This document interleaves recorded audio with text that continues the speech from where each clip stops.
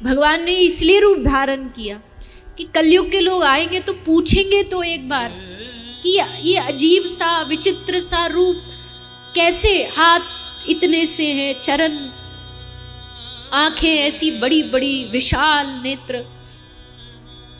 तब ये कथा सुनाई जाएगी कि इसलिए श्री राधा रानी के प्रेम को सुन करके ये तीनों अपना आपा संभाल नहीं पाए। रानियों ने देखा कि ये कृष्ण पूरी रात भर राधा राधा राधा कह के रोते रहते हैं।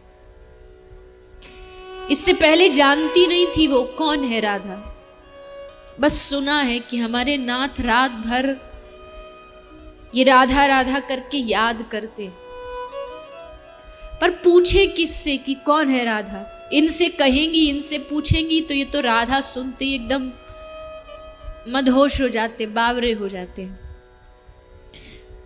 तो सबने सलाह की कि हमारी माता जो है रोहिणी मैया, ये कृष्ण के साथ रही थी ब्रज में, तो ये जरूर जानती होंगी कौन है राधा। तो रोहिणी मैया से कहा, माता एक जिज्ञासा है। रोहिणी मैया ने कहा, बोलो। रानियों ने कहा, हमको राधा रानी का चरित्र सुनना। तो रोहिणी मैया बड़ी जोर से हंसने लगी। अरे बावरी, किसकी जीभ में सामर्थ्य है कि राधा रानी के चरित्र को बता सके? मेरी तो नहीं है। आप नहीं बता सकती तो कुछ थोड़ा सा, ज्यादा नहीं, कुछ थोड़ा हमें बता दीजिए। रोहिणी मैया ने कहा रानियों को, अच्छा ठीक है मैं बता दूंगी, पर ये बताओ अगर वो चरित्र कृष्ण ने सुन लिया तो? रानियां बोली, ऐसे कैसे सुन लेंगे, वो तो सुधर्मा सभा में बैठे हैं, कितनी दूर सभा है, हम यहां बैठ करके सुनाएंगी तो आवाज वहां थोड़ी पहुंच जाएगी। रोहिणी मैया हंसने लगी। तुम अभी भी नहीं समझी राधा कृष्ण के प्रेम को? अभी भी तुम्हें लगता है कि वो कई कोसों दूर है तो वो सुन नहीं पाएगा? अरे एक मिश्री का डला चाहे कितनी भी दूर पड़ा हो, पर उसकी सुगंध महक पाकर के कोसों दूर से चींटियां भागी भागी आती। राधा नाम वो मिश्री का डला है जिसको सूंघ के राधा नाम सुन करके कृष्ण दौड़ा दौड़ा चला जाता, भागा भागा चला। रानियां बोली, नहीं नहीं नहीं, आपको सुनाना ही पड़ेगा, आपको सुनाना ही पड़ेगा, सुनाओ ना। हम बाहर दरवाजे पर पहरेदार खड़े कर दें। बोले, पहरेदारों से कृष्ण रुक जाएगा? किसी पहरेदार में है इतनी हिम्मत कृष्ण को रोक? बोले, हम कृष्ण की बहन को खड़ा कर देंगे, सुभद्रा खड़ी हो जाएगी, ये तो रोक के खड़ी हो जाएगी, भाई को मानना पड़ेगा बहन की बात। चलो ठीक है, सब बैठ गई, 16,108 रानी, बीच में माता रोहिणी बैठी, और तब शुरू हुआ श्री राधा चरितामृत। रोहिणी मैया ने सुनाया, नंदगांव के पास एक गांव था बरसाना, और उस बरसाना में वृषभान की लाली थी जिसका नाम था राधा।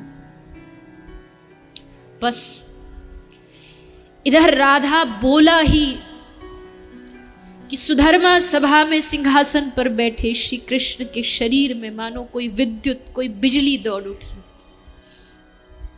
एकदम चौंक गए, किसने लिया ये नाम? इस द्वारिका में कौन है जो मेरी प्राणेश्वरी का नाम ले रहा? बलराम जी बैठे थे। बलराम जी ने पूछा, क्या हुआ कृष्ण? कृष्ण चुप रहे। उधर कथा और राधा रानी के चरित्र की आगे बढ़ी, और उधर राधा रानी के चरित्र की कथा आगे बढ़ी, और यहां कृष्ण का एक जगह बैठना मुश्किल हो गया। कथा बढ़ते बढ़ते ऐसा शरीर में करंट दौड़ा कि रोक नहीं पाए कृष्ण, और सभा को छोड़ के, सब गणमान्य महत्वपूर्ण चर्चा कर रहे थे, सबको छोड़ के कृष्ण भागे, दौड़े। बलराम जी भी पीछे पीछे दौड़े। क्या हुआ कृष्ण को? दोनों भागते भागते कृष्ण खिंचे चले आए जहां श्री राधा रानी की चर्चा हो रही थी। बाहर सुभद्रा खड़ी थी। बोले, भैया आप भीतर नहीं जा सकते। अच्छा ठीक है, भीतर नहीं जा सकता, पर यहां खड़े होके सुन तो सकता हूं। तू भी सुन। कितने बरस हो गए श्री राधा रानी के चरित्र को सुने हुए। तीनों ने कान लगा लिए दीवाल से और श्री राधा रानी का चरित्र सुनने लगे। सुनते गाते गाते रोहिणी मैया सुनाती गई, चरित्र बढ़ता गया। तीनों डूबते गए और डूबते डूबते डूबते देवर्षि नारद जी आए हैं द्वारिका में कृष्ण से मिलने, और जैसे मिलने के लिए आए दरवाजे पर देखा ये क्या हो रहा है। कृष्ण, बलभद्र, सुभद्रा तीनों का शरीर राधा रानी का चरित्र सुन करके धीरे धीरे पिघलने लगा। हाथ पिघलने लगे, पांव पिघलने लगे, आंख बड़ी बड़ी हो गई, शरीर धस गया भीतर।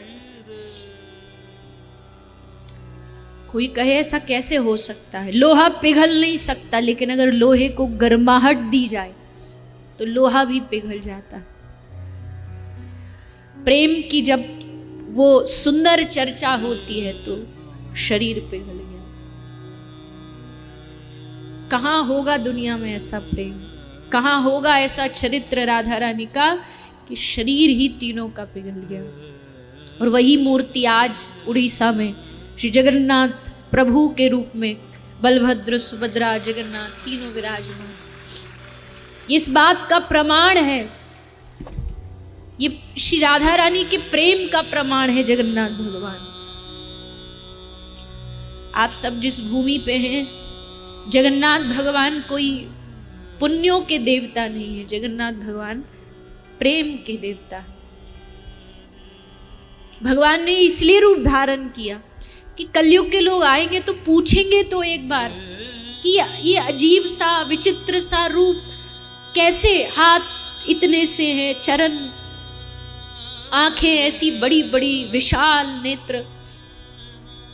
तब ये कथा सुनाई जाएगी कि इसलिए श्री राधा रानी के प्रेम को सुन करके ये तीनों अपना आपा संभाल नहीं पाए, और उसी प्रेम मूर्ति को भजने के लिए राधा कृष्ण ने कली काल में श्री चैतन्य महाप्रभु के रूप में अवतार लिया।